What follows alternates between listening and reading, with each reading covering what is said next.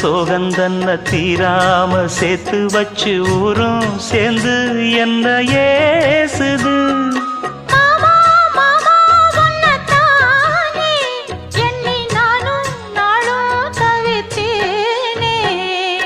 கூண்டுக்குள்ள என்ன வச்சு கூடி நின்ன ஊற விட்டு கூண்டுக்குள்ள போனதென்ன கோலக்கிளியே.